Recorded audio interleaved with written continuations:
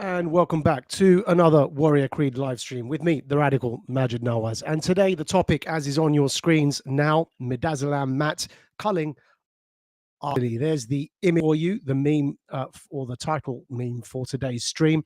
And we are going to discuss the headline topic: top UK palliative care professor Sam Ahmadzai, who wrote the country's palliative care national guideline known as NG, nice guideline 31, testified under oath that the death of Derek Dimmock was caused by midazolam intoxication that was iatrogenic or caused by the doctors themselves. That is the topic for today's stream. Stay with us for the Warrior Creed live stream as we break down receipts from our Radical Media live notes for this claim of Professor Sam Ahmadzai's and cover other highlights from the inquest into the death of Derek Dimmock at Southwark Coroner's Court in London, and finally conclude by providing reference to everybody for how you yourselves can gain access by request directly to the Coroner's Court, access to the official recordings of the inquest as it unfolds, and those from the past as well. This is the Radical for Warrior Creed. That's the introduction for today's show. And coming up, we're going to break it all down for you. Stay with us. You are now about to witness the strength of street knowledge. Witness the strength. Street knowledge. Street knowledge. Terrorize the jam like troops in Pakistan. Street knowledge. Street knowledge. Quick service announcement brought to you in part by Warriors. Damn, that shit was dope. And welcome back to the Warrior Creed live stream. Top UK palliative care professor under oath testifies that the midazolam death of Derek Dimmock was caused by midazolam intoxication that was iatrogenic or caused by the medical intervention of the doctors themselves. We're going to break it down for you here on the Warrior Creed live stream. On your screens now is the headline for today's show. As always, this will be written up in the Radical Dispatch, provided for everybody tomorrow with all the receipts. But today, for the stream's purposes, we're going to go through it for you over the Warrior Creed live stream so that you have access to it and know where to get it from once it all comes out in written form as well. So let's kick off with this point number one. As you can see, there is an image of Professor Sam Ahmadzai, and what has happened is incredibly significant because this man on your screens about now, first of all, we should tell you who he is. He testified over the course of the 4 days of the formal senior coroner's medical inquest at Southwark Coroner's Court in London, looking into the death of Derek Dimmock. The question was, what killed Derek Dimmock? The allegation made by surviving victim family members is that he was killed by the medical intervention of the doctors themselves, or the nurses, in this case instructed by the doctors, and the system in place at the Royal Trinity Hospice, and that he was killed by midazolam overdose or midazolam intoxication. That was the allegation being made by the family. This would have been is a test case. If the Dimmocks win this inquest, it opens the floodgates to potentially thousands and thousands and thousands of other such cases, explaining what happened in their care homes that led to all those mysterious thousands of deaths. This is the case that blows that open. This is the case that blows, allows that genie out of the bottle. And it was Aladdin that let that genie out of the bottle. Here he is, Professor Sam Ahmadzai. Why? Because he agreed to testify at the Southwark Coroner's Court as an expert witness. However, being who he is, that was very significant. Now, you may be thinking, okay, anyone can get hold of an expert witness. Both sides probably had an expert witness. That is true. There was a court-appointed witness known as Dr. Das, who was testifying on behalf of the Royal Trinity Hospice, defending them against the allegation being made by the family. That is par for the course. It's perfectly normal in an inquest to have expert witnesses testifying on both sides of the divide, and the job of the judge or the coroner in this case is to make their minds up and decide who it is who is closer to the truth. The difference this time around is that this man isn't just any expert witness. And this is where everybody needs to pay very careful attention, because this inquest is looking at the palliative care procedures at the Royal Trinity Hospice and whether or not it was the palliative care procedures, the system in place at the Royal Trinity Hospice, the combination of the doctors, the directors of the Royal Trinity Hospice, the doctors on the floor that evening, but also the supervising doctors and the nurses in charge and the nurses on the ward, the entire system, palliative care system at the Royal Trinity Hospice was being investigated to determine whether or not that system, the palliative care system, let down Derek Dimmock.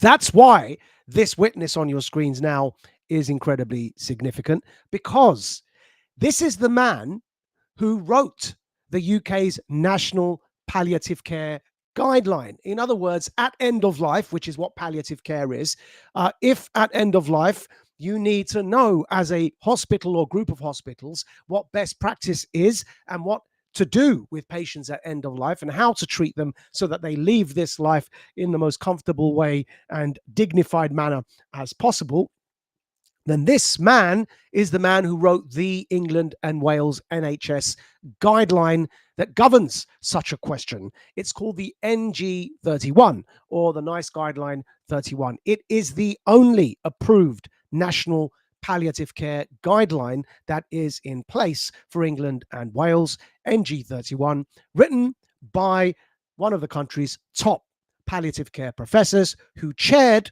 and co-authored that guideline, NG31. His name is Professor Sam Ahmadzai. He's on the screen. So he's not just any expert witness. And this is the thing to keep in mind. Professor Sam Ahmadzai is not just any expert witness.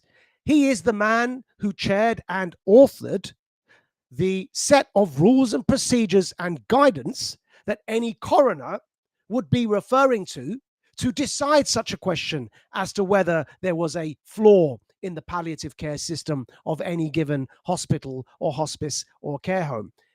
This guideline is the very reference point that the coroner will refer to make a decision as to whether or not the Royal Trinity Hospice were adhering to the national guidelines on palliative care. And the guy who chaired and authored that very guidance that the coroner is expected to refer to decide whether the Royal Trinity Hospice adhered to the guidelines for palliative care nationally, the guy who authored that came to court to testify on behalf of the family and said the following. This is incredibly significant, folks.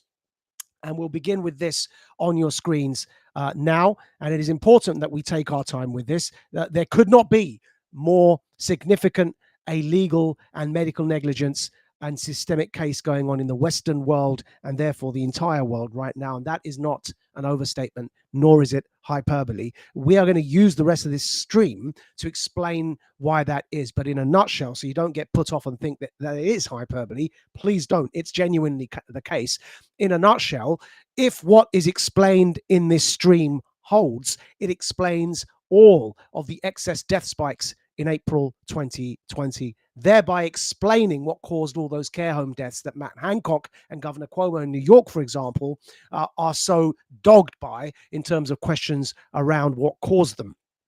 This answer, that it was a systemic iatrogenic, i.e. deliberate policy by doctors to use midazolam to hasten the death of the elderly, statistically proven by looking at the macro data from April 2020 and excluding the fact that it was COVID jabs because they had not yet been rolled out in April 2020, and excluding the fact that it could have been COVID cases because the macro data, when statistically analyzed, rules out any correlation between COVID cases and the April 2020 death spikes, leaves only one option: to a peer-reviewed statistical coefficient of 91 over 91% of a correlation between midazolam injections and the April 2020 death spike. This test case could demonstrate where one such systemic failure occurred in the case of the name Derek Dimmock. But if it opens up the floodgates to the over 50 families that went to Parliament, the House of Commons, where Radical Media covered it at the time, you can go and look back at that particular representation made by the families, which was hosted by Andrew Bridgen MP, who attended every day of these last 4 days of the inquest. If you think back to that time, this case of Derek Dimmock would open up the floodgates of all of that came before. And that's why it is incredibly significant. It could answer that question. What caused the April 2020 death spike? That was excess death. Now, on your screens now, maximized, is the notes that we've taken from Radical Media's live notes that we've taken from the inquest. But before we read them, here is an urgent request. If you know anyone at all in medicine, inform them that the man who chaired and authored the England and Wales National Palliative Care Guidance, it's named NG31, has said the below. And this is Radical Media's live notes from the inquest itself. And these live notes, by the way, can always be cross-referenced by the official audio recordings obtainable from Southwark Coroner's Court itself. And by the end of this stream, we will inform you as to how to get those audio recordings yourselves. Feel free to cross-reference our work. It's open source. That is the nature of the work we do at Radical Media. We provide receipts to everybody so that it is all open source. We did that with the COVID coverage we've done to date. We've done it with the Epstein coverage we've done to date. We've done it with the Middle East coverage that we've done to date. We've done it with the Ukraine war coverage that we've done to date. And we are doing it with the Midazolam coverage. You can all go and cross-reference this for yourselves. But the doctor who chaired and authored the National Palliative Care, and that is end-of-life care guidance, rules and procedures for the country, at least England and Wales, said the following at the Derek Dimmock medical inquest when asked about the cause of death. And here it is. We'll read it for you. Breaking news. One of the country's leading palliative care experts who chaired and wrote the UK's National Palliative Care Guideline, NG31, Professor Sam Ahmadzai, declares under oath that Derek Dimmock's cause of death was a midazolam overdose caused by the doctors themselves, iatrogenic. He stated as follows: 1A, iatrogenic acute intoxication with midazolam, alfentanil, and oxycodone. B, uncontrolled acute polyarticulate gout with suspected vertebral gout. And C, acute renal failure aggregated by enforced dehydration. That is the official verdict of the man who wrote England and Wales national guidelines on palliative care, i.e. For the end of life stage. And he has testified under oath on behalf of the Dimmock family that Derek Dimmock was killed by midazolam overdose that was caused by the doctors themselves. Now, we're alleging over the course of this stream that that was a systemic problem, not just at the Royal Trinity Hospice, but on a national level. And if you stick with us, we're going to show you testimony by the court-appointed expert witness herself, the opposing doctor on behalf of Royal Trinity Hospice, Dr. Das, who testified under oath that this should now become a matter subject to national inquiry. That was her own under oath sworn testimony. The court-appointed expert herself said this is now no longer something simply for the coroner to decide, though, of course, in the case of Derek Dimmock, he should decide. But this is a subject that should become a matter for national inquiry. We'll get to that as well. But this is, as we just read, the direct testimony. That was the direct testimony of Professor Sam Ahmadzai. On your screens now is Andrew Bridgen's immediate reaction to that, which we're also going to read. Remember, this was the MP that called the initial, requested for the initial inquiry to be held, and also organised the meeting, the first meeting in the House of Commons for the over 50 victim families on this matter. You can see his immediate reaction there. The inquest has completed today, apart from written submissions. I believe the evidence heard was overwhelming that Derek Dimmock was unlawfully killed with midazolam. This will be a totemic case. NG 163 was signed off by Matt Hancock on the 4th of April 2020 as a treatment for vulnerable elderly with suspected COVID. No one survived. NG 163. Now, that reaction by the MP that initially called for this inquiry, this inquest to be held, and also organised a meeting for victim families in Parliament, that reaction, if you notice, he used another NG, another nice guideline. That was NG 163. The reason he mentioned that one, even though Professor Ahmadzai wrote NG 131, which was the Palliative Care National Guideline, is because it's obvious over the course of this inquest that the hospice didn't adhere to Professor Sam Ahmadzai's National Palliative Care Guideline, which is why he's so upset. He says that what they did to Derek Dimmock by killing him with Midazolam is not what NG31 tells you to do. In fact, it tells you to do exactly the opposite. And he testified under oath that, in fact, 3 months before Derek Dimmock was killed by Midazolam overdose, the government officially put out a red flag warning on their own government website by the Medicines and Health Regulatory Authority, the MHRA, stating very clearly not to combine midazolam with opioids because it will lead to the patient suffocating to death. That is a red flag warning, to use Professor Ahmadzai's own words under oath, that the government put up on their own website for every care setting to have taken heed of 3 months before Derek Dimmock was killed by midazolam overdose. So under no circumstances should anyone believe it was the NG31 palliative care national rules and guidance that Professor Ahmadzai wrote that the Royal Trinity Hospice implemented on Derek Dimmock that killed him. No, they didn't adhere to his guideline. What did they adhere to? They implemented NG163, which was the emergency COVID guideline, which stated very clearly that the minute you have a COVID diagnosis, you're placed on an end-of-life care pathway immediately because everyone should be petrified this is a killer virus. Remember those days? That's what was done across the country because it was before the vaccine was rolled out, April 2020, and while they were still pretending that COVID was a killer virus that would lead to a zombie apocalypse. The truth is that in the end, we discovered under testimony, in Parliament officially, when asked, the Minister of Health for the government itself said that the infection fatality rate for COVID was 0.096, which was similar to the flu. And therefore, the entire emergency was something that warranted a reaction similar to how you would react if you had a cold. And unfortunately, that is just a scientific point to mention. Don't get distracted by that. The IFR is similar to the flu. That's something you can verify for yourselves. Don't let that emotive point there upset you from listening to the rest of the stream, because actually it doesn't impact the substance of this argument. Some of you still believe COVID is a separate, real, scary monster.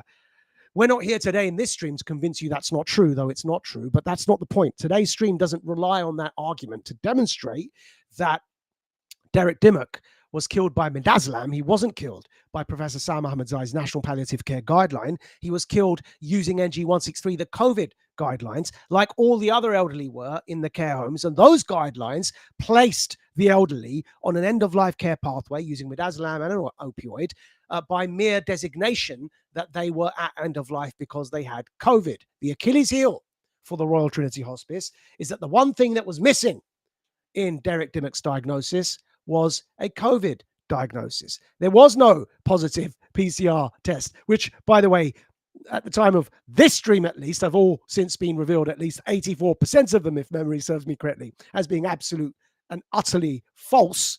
But there was no 84% of which were false PCR positive COVID tests for Derek Dimmock. And therefore, the Royal Trinity Hospice, when implementing the COVID death protocol on a patient that did not have a COVID diagnosis, exposed not only themselves, but the entire system of having no clothes. It was like Luke Skywalker in Red Leader 1, managing to find that one point of entry in the Death Star to shoot through for the entire system to come down. That was Derek Dimmock, because if he had had a COVID diagnosis, the Royal Trinity Hospice would have been able to lean on the rest of the country's response to hide behind it.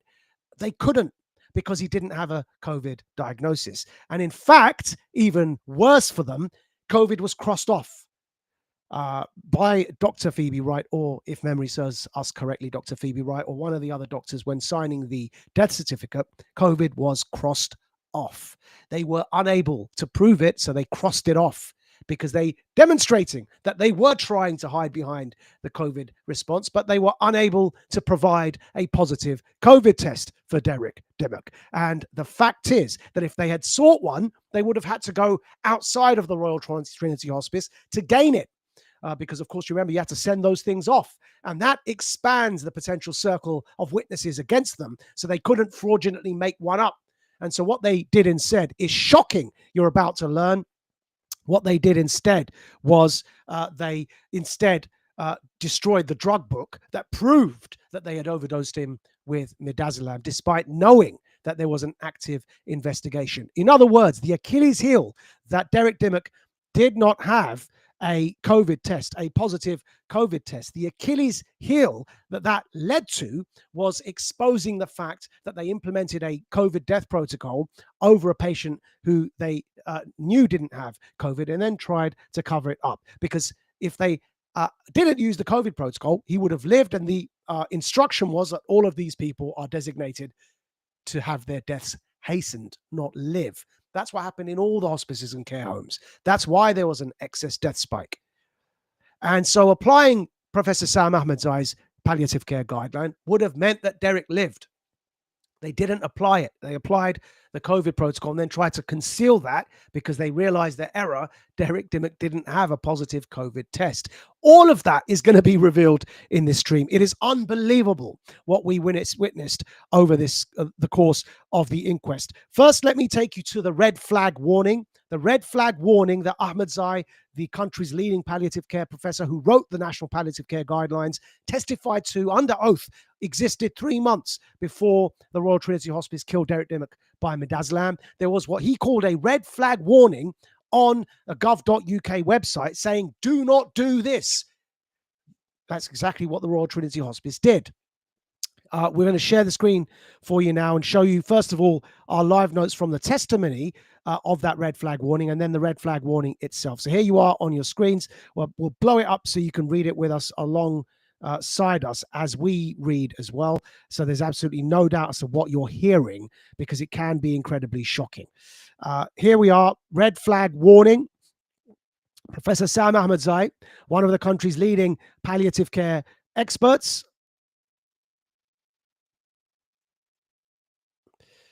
who chaired and wrote our only national guidance on palliative care, NG31, declares under oath that MHRA, Medicines and Health Regulatory Authority, issued a red flag warning about midazolam leading to death 3 months before he testified that Derek Dimmock, 3 months before Derek Dimmock was killed by it at the Royal Trinity Hospice. And here is a transcript, again, paraphrased by us because it was taken live at the time.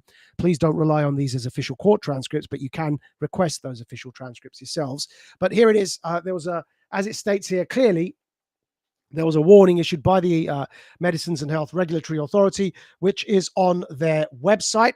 And this is James Bogle, the King's Counsel for the Dimmock family, who is saying this in court. These are our notes about him saying it. And as you can see, he says there was a warning issued by the Medicines and Health Regulatory Authority, which is on their website, about the use of benzodiazepines, which is like midazolam, which is one of them, and opioids. The barrister for the Royal Trinity Hospice, Wright Kluger, objects to the coroner. She says, "Sir, I'm not sure I've seen this."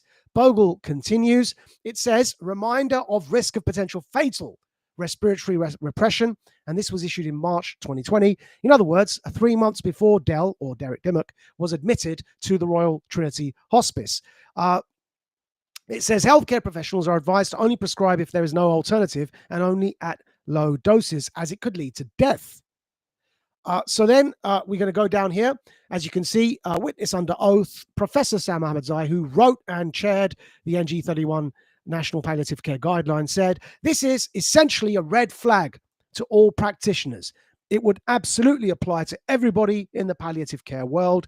We've known about this for quite some time. I don't know why it took so long for the MHRA, Medicines and Health Regulatory Authority, to issue this warning." And saying, by the way, he's now talking to all the doctors, and saying, "Oh, we do this all the time," is missing the point. It is the fact that you do this all the time that is causing the deaths. That is according to Sam Ahmadzai. Here on your screens now is the official gov.uk warning. Benzodiazepines, which is, by the way, midazolam is a benzodiazepine. Benzodiazepines and opioids, reminder of risk of potentially fatal respiratory depression. It goes on. benzodiazepines and opioids can both cause respiratory depression, which can be fatal if not recognized in time. Only prescribed together if there is no alternative, and closely monitor patients for signs of respiratory depression. You can see the date there in the middle of your screens now, under the link, published 18th of March 2020. That is a warning which was issued 3 months before the death of Derek Dimmock. And here is the detailed advice for healthcare professionals. And you can say there very, very clearly that it is a warning against mixing benzodiazepines and opioids. Otherwise, it could be fatal. It is a very strong, very clear warning.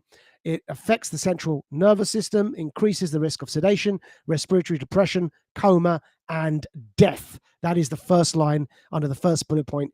The last line, sorry, under the first bullet point that you can read for yourselves on your screens. It is very clear. That was a warning on the government website 3 months before Derek Dimmock was killed by that very procedure the government said do not do in the Royal Trinity Hospice. He was treated with benzodiazepines, in this case Midazolam, and an opioid, in his case fentanyl. They were combined, and what it led to was his untimely, hastened death due to the behavior of the doctors and nurses themselves, which is what Professor Ahmadzai labeled iatrogenic, which is a technical term that means that the outcome was caused by the medical intervention itself, not by any other factor.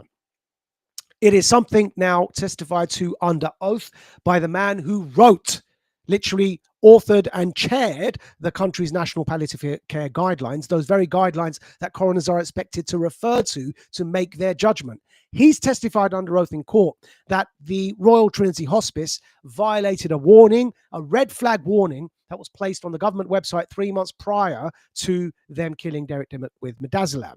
That is now a matter of official testimony under oath. The coroner has been placed in a very interesting position, because if he rules against Professor Ahmadzai's testimony, it's self-defeating. This is the man who wrote the guidance that you should consult to rule with. And he's saying, as the author of that guidance, that this is what Derek Dimmock's case means. But he didn't just say it. He provided the evidence. That official warning on the government website, you saw for yourselves, was up 3 months prior to the Royal Trinity Hospice killing Derek Dimmock with Midazolam. Their case has all but collapsed. Now, look, we're not practicing legal professionals at Radical Media, and we're certainly not practicing coroners here at Radical Media.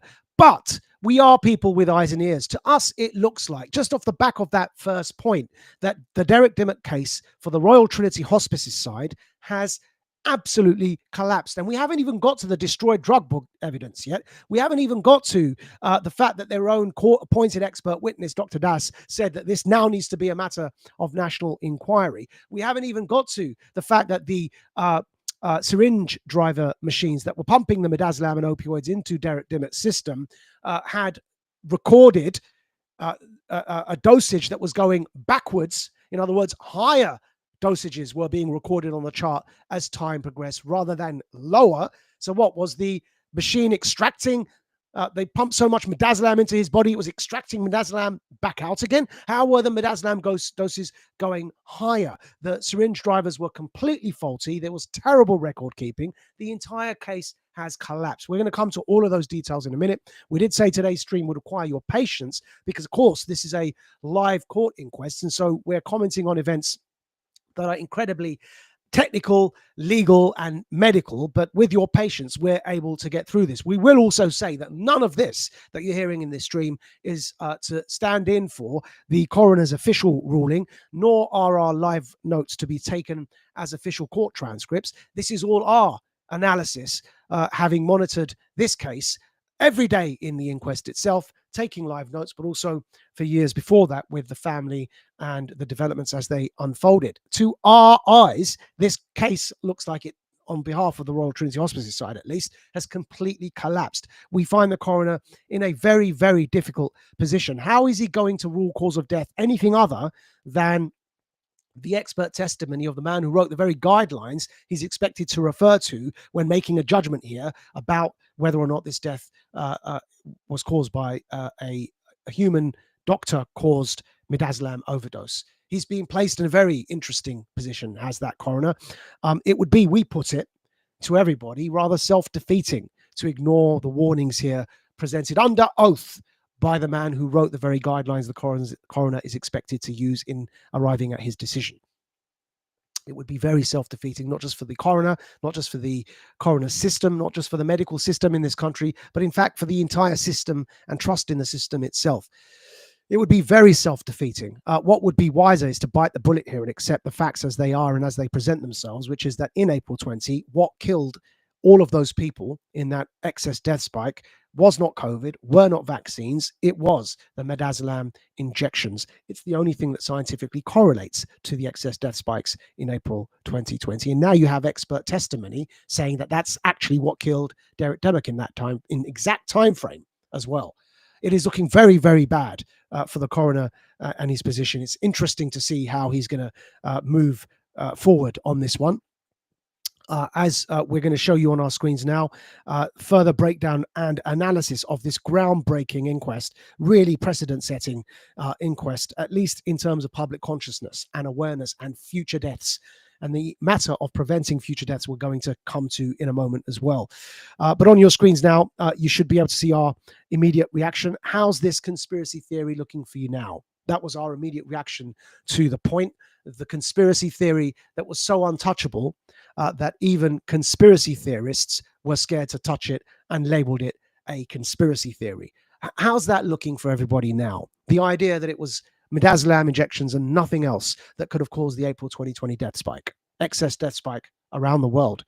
The problem with this story is it's so large, as our stream last week demonstrated, and we ask you all and encourage you all to go back to refresh your memories, that this is now a global story. The same reports have come out from America, from Ireland, from Canada, of course, in Britain. These reports have been noted by the BBC in criminal cases in Germany. This has now become such a global story that mainstream corporate official Swedish TV, known as SVT, their documentary program, the equivalent to the UK's Channel 4 Dispatches investigations program, came to the coroner's court and were in attendance every day because they're making a documentary on this happening in Sweden. This is a huge story. The genie is well and truly out of the bottle. And that's why now we go to the next point there. You should see on your screens as we enlarge this, made by a social media user, NG16322, who has been a long-standing multi-year commentator on this Derek Dimmock case, stating every coroner in England must look at death certificates with cause of death, 1A COVID-19 or 1A iatrogenic toxicity. Then look at that patient's drug chart and we'll see midazolam plus an opioid.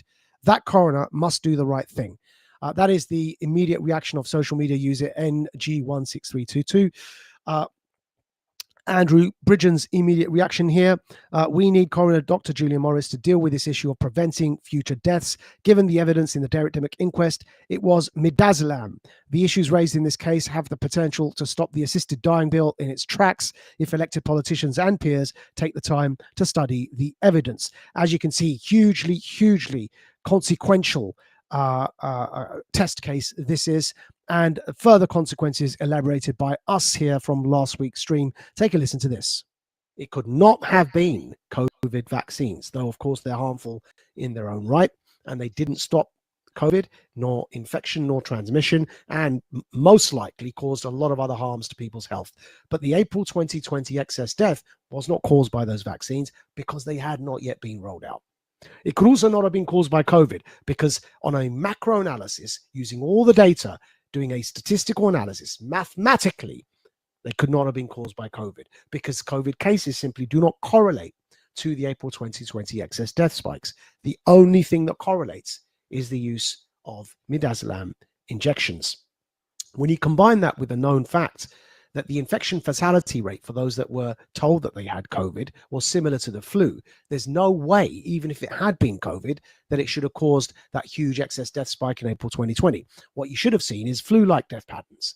not a huge spike like those graphs represent.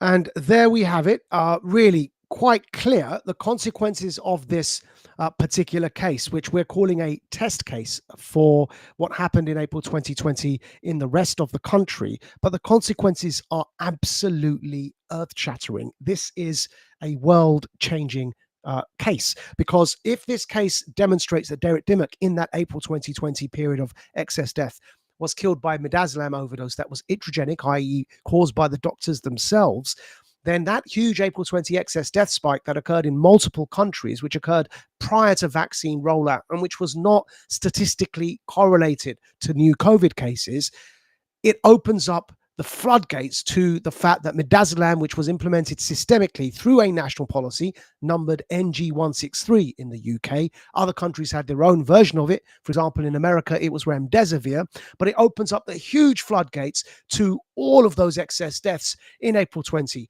not being caused by COVID jabs because they had not yet been released, not being caused by new COVID cases because, of course, statistically, they do not correlate with that excess death in April 2020. Leaving by process of exclusion the only thing that remains, and that is the over 91% coefficient of correlation between midazolam injections and that excess death. And the Derek Dimmock case is but one example of what would have happened systemically in Britain through midazolam using NG163 and across the world, such as in America using remdesivir. Last week's stream demonstrated this by Dr. Bowden had already arrived on the Joe Rogan podcast. The story has blown up. It's gone global. Swedish documentary crew from SVT, Swedish TV, was covering it every day. It is very, very difficult to put this genie back in the bottle. The story is not going anywhere. The cat's out the bag. And the coroner, again, at Southwark Coroner's Court, Dr. Julian Morris, is in a very interesting position as to how he handles this next. And he obviously knows the world is watching right now. It's a lot of pressure, but at the end of the day, so what? The right thing is the only thing that needs to be done here.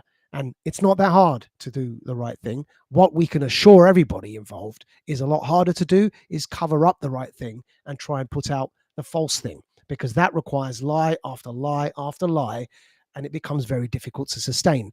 The right thing is the easy thing to do here.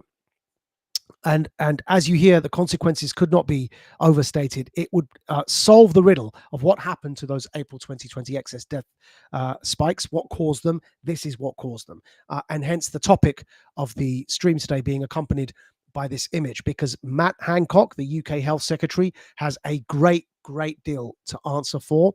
Many believe that he should be now held criminally responsible for that April 2020 excess death spike, and for, on the advice of fellow Conservative MP Dr. Luke Evans, basically for pre-ordering all the midazolam in order to do this. And Radical Media has covered all of that before and shown you the videos for all of that before. It's all open source and publicly available information, and so feel free to go back and check it out for yourselves as well. Now, the paper referred to by us in that clip you just saw, that statistically demonstrates that the April 2020 death spikes could only have been caused by midazolam. That's on your screens now. And Radical Media, in fact, interviewed the author of that paper, and it's free for everybody to listen to from the 22nd of February 2024. On your screens there, exclusive interview, UK excess deaths correlate to lethal midazolam injections with Dr. Wilson Tsai. You can go back and check out that interview for yourselves if you doubt the veracity of the claim that it is statistically impossible for anything else to have caused those excess deaths in April 2020, except for midazolam. When we say statistically impossible, meaning it is statistically improbable, which in the vernacular means it's impossible. Okay, it is statistically improbable and therefore colloquially impossible for anything other than midazolam injections to have caused the huge global April 2020 excess death spike. And if you have any other view as to what caused that death spike, bring your scientific evidence rather than your emotions, because this is the scientific peer-reviewed paper that is a statistical analysis demonstrating the statistical improbability and therefore colloquial impossibility of anything other than midazolam causing the excess death spikes from April 2020. Now, with that in mind, of course, and with the appreciating the difficult position the coroner is, we're going to go and break down some of that for you in further detail, because the case itself is a shambles, we've got to say. So before we do, of course, some people, because of the gravity of what we're alleging, are still in denial. So you can see on your screens here, one social media's reaction, completely in denial at the very serious allegations being made. And we're just going to read, because we feel it's important to actually recognize that there will be a level of denial because the story is that unbelievable. So you can see on your screens now, look, somebody calling themselves Kevin McDonald says, the rise in midazolam prescriptions correlates with COVID hospitalizations, not deaths. There is no evidence, coroner, medical examiner, Public Health England, NHS datasets, that midazolam overdoses caused mass mortality. And you can see our response, our rather incredulous response, but nevertheless, it's important to address people's doubts. Kevin McDonald, the evidence is literally the conclusions of the peer-reviewed statistical analysis of macro data from the April 2020 UK excess death spike, which is the very subject of the clip you're responding to, you fraggle. So look, guys, we understand that this is a lot to take in for people like most who have every faith that the system is some great grandmother that cares for you, right? Ultimately, though, the evidence is pointing in the opposite direction. And if you're going to be so bold as Kevin McDonald there and say there's no evidence for it, responding to a stream such as this one that is all about presenting that peer-reviewed evidence for it, you're only going to embarrass yourself. That man responded to a clip wherein we mentioned, here is Dr. Wilson Tsai's peer-reviewed statistical analysis evidencing the fact that it's impossible for anything other than midazolam injections to have caused the April 2020 excess death spike. If you don't like that conclusion, debunk that peer-reviewed paper by doing your own peer-reviewed scientific statistical analysis using the macro data that shows a correlation between those excess deaths and a other statistical cause. If you can show that, you will not be able to show that because maths doesn't provide two right answers. That's the beauty of maths. You will not be able to show it. But if you can, we would be delighted to see it. Until then, hold your peace. And it's in pursuit of that evidence that we're now going to proceed to the rest of what was unveiled in this medical inquest. The first point we'd like to raise to everybody is, these are from the highlights now. So starting from day one, the inquest kicked off in a manner that was totally unbelievable. And that is because none of the witnesses that were called upon to return to the inquest by the family barrister, the Dimmock family barrister, James Bogle KC, King's Counsel, none of the witnesses for the Royal Trinity Hospice that were called back to be subject to cross-examination, a re-cross-examination by James Bogle, none of them turned up. They all failed to show up at court.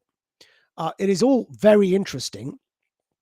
And we're just going to read for you from what is on your screens now, our live notes from day one, so you can get a feel of this for yourselves. Don't forget, you can request and therefore cross-reference all of these live notes with the actual audio recordings from the inquest, which we're going to show you how to do at the end of this stream. But let's read from a summary from one of our highlights from day one.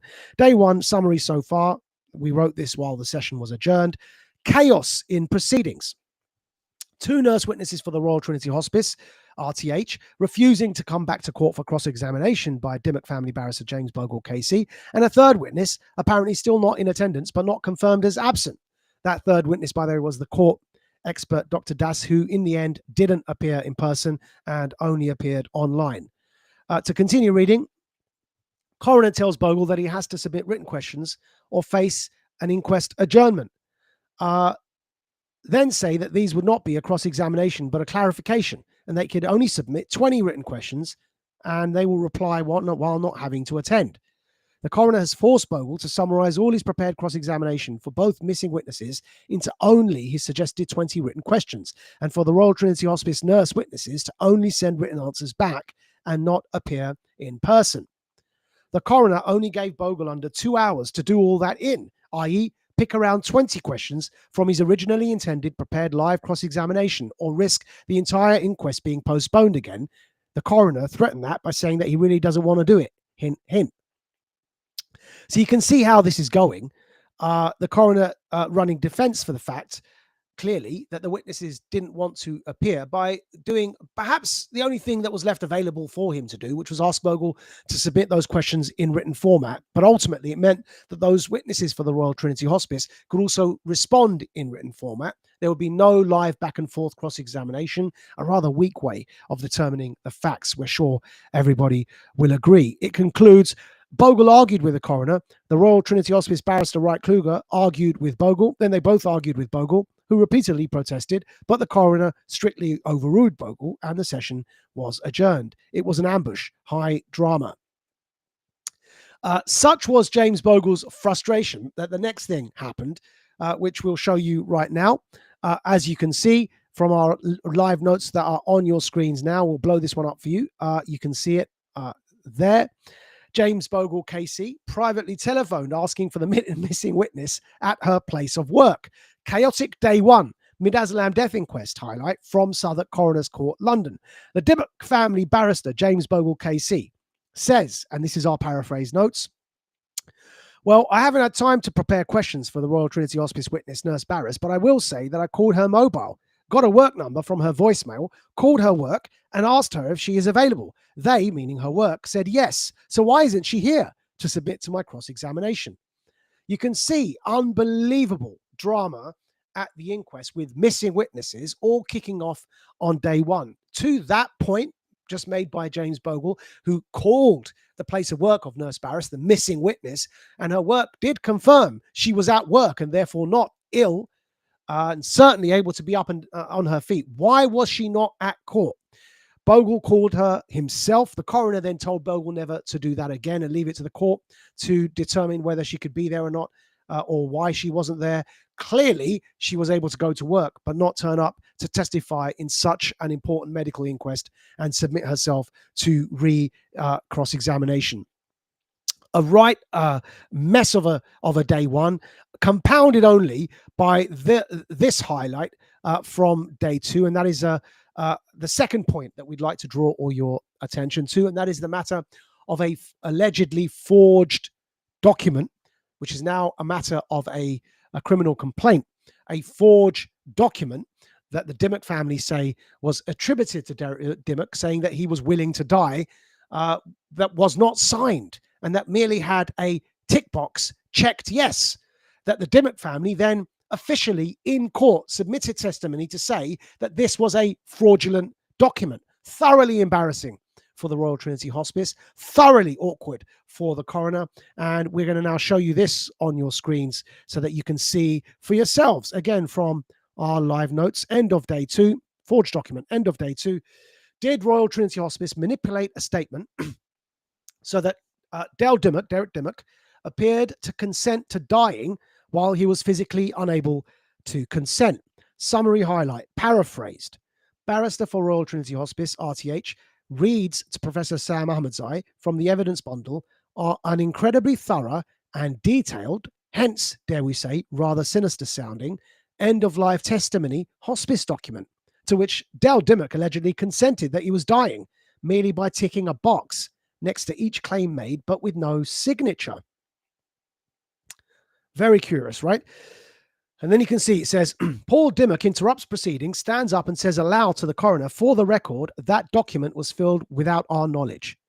Professor Ahmadzai then says to the Royal Trinity Hospice barrister Wright Kluger, are you suggesting that Derek Dimmock wrote that document? I don't recognize that document as having been written by someone who's in the end of their life and in the state that you describe. Was that dictated by somebody? And Wright Kluger, the barrister for Royal Trinity Hospice, responds, you didn't know Del, though, did you? Paul Dimmock then interrupts, that's the son of Derek Dimmock, and he shouts in the coroner's court, I did. Sorry, sir, talking to the coroner, but we didn't write that document. Unbelievable. Unbelievable. The document in question was a document that had a tick box check next to it, purportedly therefore serving as consent by Derek Dimmock.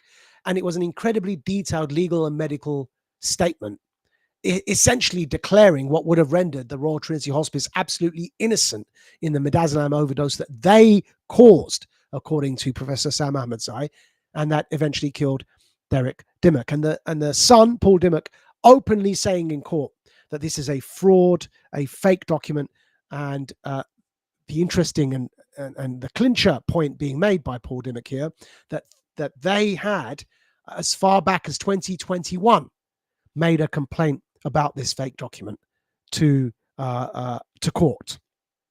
So clearly a problem for the Royal Trinity Hospice, and it is something that was incredibly embarrassing to hear at court. And we're just going to read another section of that testimony for you so that you can see just how it played out after that in terms of embarrassment for the Royal Trinity Hospice. And that is on your screens now. And again, this is from our live notes at the time.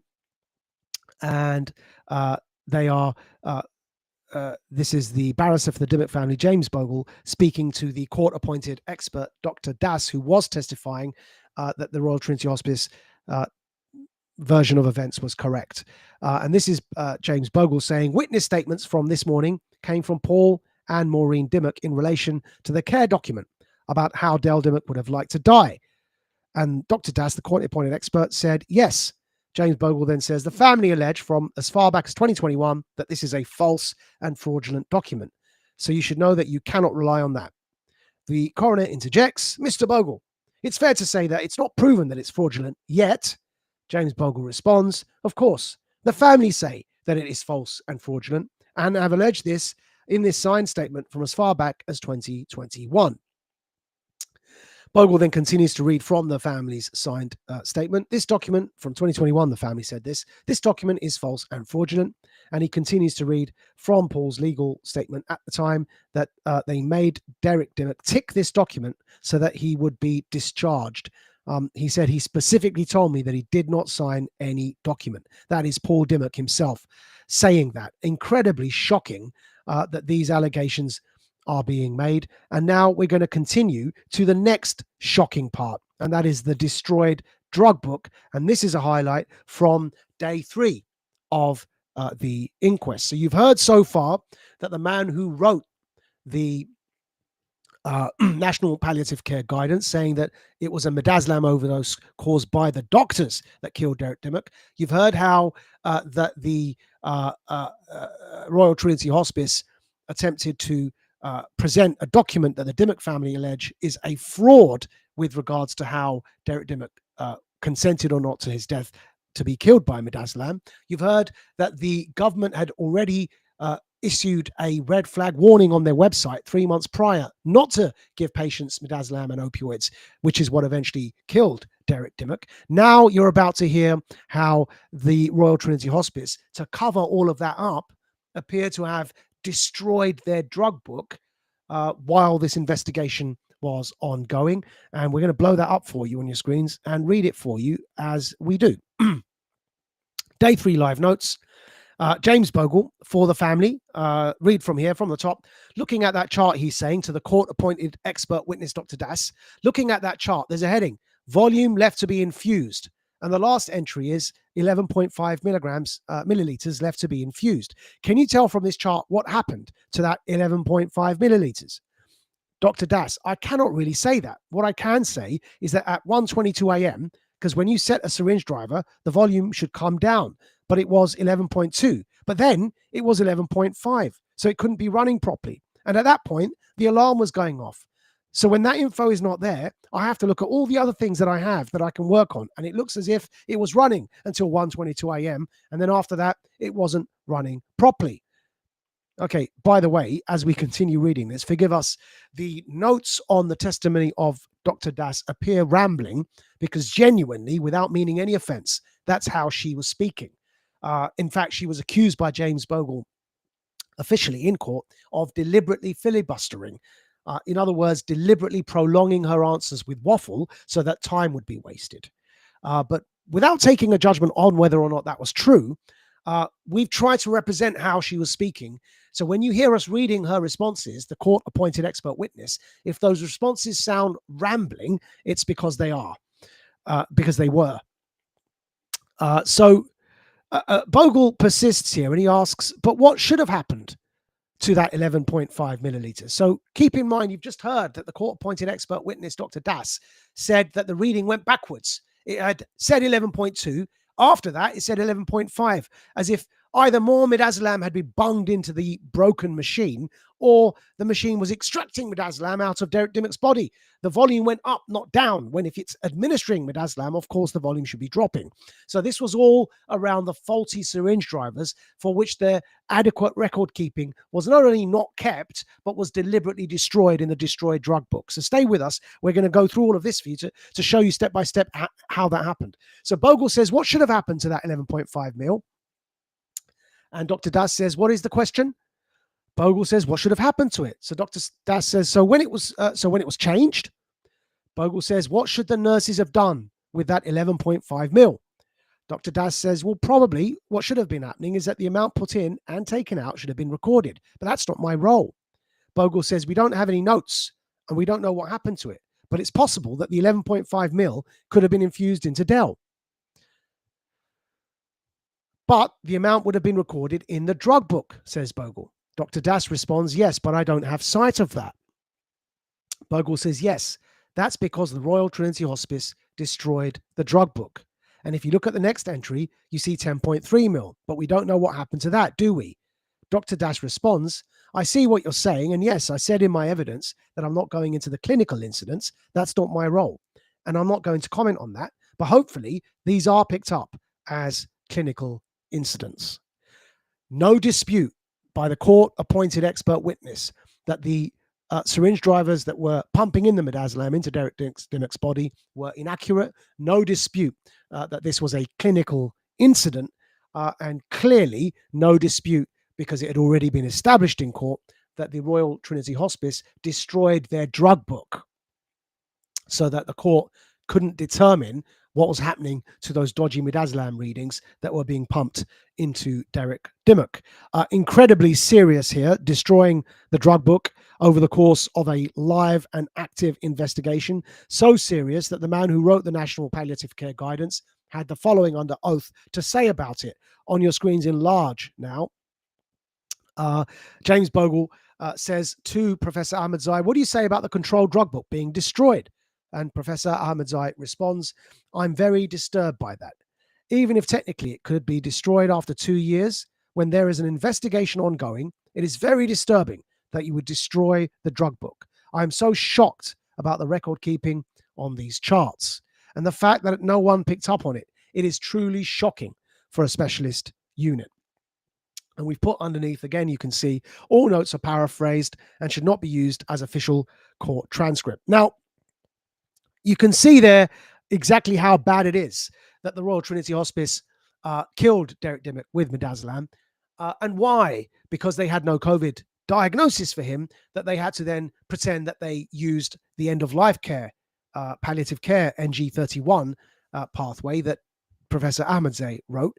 They couldn't admit they used a COVID pathway because there was no COVID diagnosis for Derek Dimmock. But in truth, they used the COVID pathway, midazolam and opioids, which all elderly in our care homes and hospices were placed on during the COVID period. They used the NG163 protocol, and they had to destroy the drug book to hide the fact that they were pumping so much midazolam into the man that eventually killed him. It's an incredibly, incredibly serious case that we, from our layman's yet legally legally studied background, but still layman terms, to our eyes appears to be a criminal case.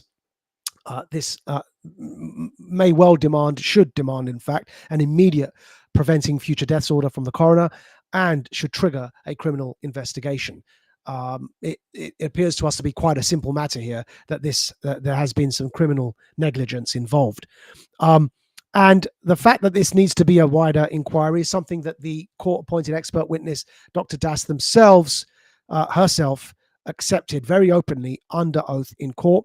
And again, we're going to read that for you. Forgive us for the rambling sound of what we're about to read. This is genuinely how her testimony came across. However, the key part here will be clear for you when we read it, because it will be evident when you hear it that she calls for a national inquiry. Take a listen to this. She says, Dr. Das, the court appointed expert, I think I know what you're saying. And if I were to answer your question, it would be the wrong answer. It would be the right answer for the question, that is, but the wrong answer for the situation, if that makes sense. If I read a paragraph, if I read a paragraph alone without taking the context of that paragraph, it would be the wrong answer. Because if I may answer, using all the information I have for my answer, she did say that if anything changes. So that's the first point.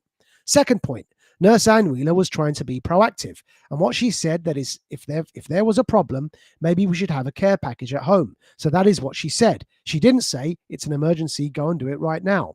And then rightly, the community nurses came and assessed. And they assessed, okay, at this point, we don't need to rush around. But then again, in the morning, he wasn't good. At some point, he was good. And at some point, he was not good.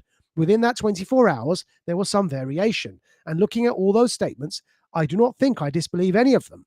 That was the pattern of the illness. So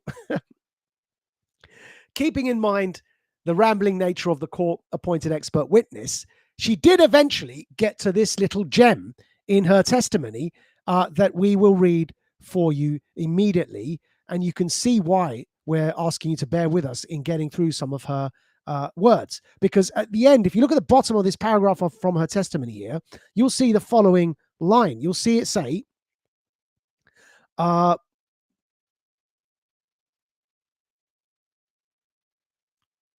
in fact, it's not the bottom, it's in the middle.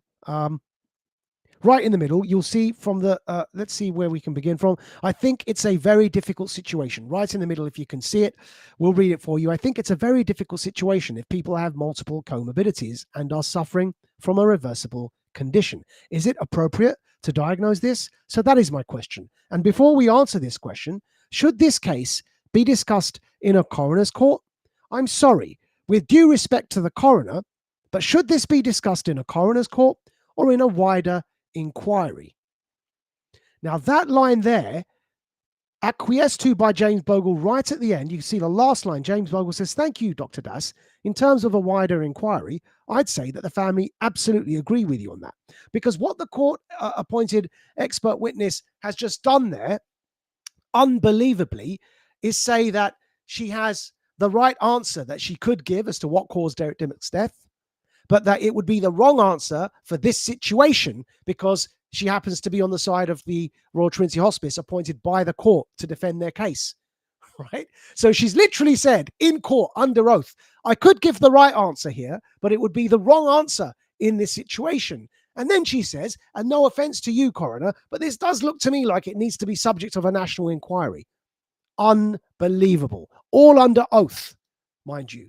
Absolutely unbelievable that that's what was testified to by the court appointed witness. And this brings us to the final point, and that is the verdict. Of course, the verdict is clear for all of you that Professor Sam Ahmadzai determined with absolute clarity that this was a iatrogenic death caused by the doctors themselves, and that Derek Dimmock died of midazolam overdose, and that the government had 3 months prior on their own website issued a red flag warning to all care settings not to combine midazolam and an opioid because it leads to death. And so again, without meaning to sound absolutely exhaustive on this, but what caused the April 2020 excess death spikes in Britain and around the world? It could not have been COVID, because COVID cases do not correlate with those deaths. It could not have been vaccines because they were not yet rolled out. The only thing that statistically correlates is midazolam injections. The writing, folks, is on the wall. It is a terrible, terrible tragedy. But the story has gone global, and you can remember that from last week's stream. That was the topic of Radical Media's stream last week. Midazolam inquest resumes, Swedish TV attending as story goes global. We encourage you all to go back to that stream last week to see the details on that global story. But continuing, here is a reaction from somebody called Mark Dyer online. Now, without wanting to go into some of the praise written there, That's not the point. The point is that the point at the end there, he says, as a public governor, I will request disclosure next week. And so this record keeping and note taking and media attention on this case has led to somebody who says they're a public governor responding online saying that they will officially request disclosure next week. And why does that matter? Because truly, if it wasn't for the way in which certain voices have remained absolutely committed to getting this story out there, the most committed of all being Maureen and Paul Dimmock, but of course, indeed, their counsel, James Bogle KC, and the expert witness, Professor Sam Ahmadzai, and Jackie Devoy, independent journalist who's been on this case. Certain voices have remained relentless on this topic. And as a result, with all of our combined efforts, this story has remained front and center, capturing the imagination of many, to the point where mainstream national Swedish TV, their lead investigations documentary, has been attending every day. And what we would like is for everybody to keep that attention there. In the Radical Dispatch written version of these notes that we will release tomorrow will be details of how to access day 1, day 2, day 3, and day 4 of our Radical Media Live notes from the inquest, detailed observations from each of the 4 days. But also, we will be providing you with the following, because we don't want you just to take our word for it. Rather, on your screens now is, and we'll provide this in the written dispatch tomorrow, on your screens is the website of Southwark Coroner's Court. And that is the section telling you where you can go to request the audio recordings of the inquest yourselves. We will publish this in tomorrow's Radical Dispatch, but that's blown up on your screens now. You can see South London Coroner on their FAQs page using the below contact email, obtaining a record of the inquest. And you can see there the email at the bottom, last line, last word. It says admin.support@londonsouthcoroner.org.uk, admin.support@londonsouthcoroner.org.uk. Yep, one more time, admin.support@londonsouthcoroner.org.uk. We'll publish this email address in tomorrow's written Radical Dispatch as well. But that is how all of you can apply to get records of this inquest for yourselves, cross-reference what we've told you today, but also, of course, write your own analysis and commentary on this. It is through these collective efforts that it's got this far, where, as we demonstrated in last week's stream, this story has hit via Dr. Bowden, the Joe Rogan podcast. The story has reached via the BBC reporting criminal cases in Germany. The story has reached via Swedish national TV documentary camera crew coming from Sweden to cover it.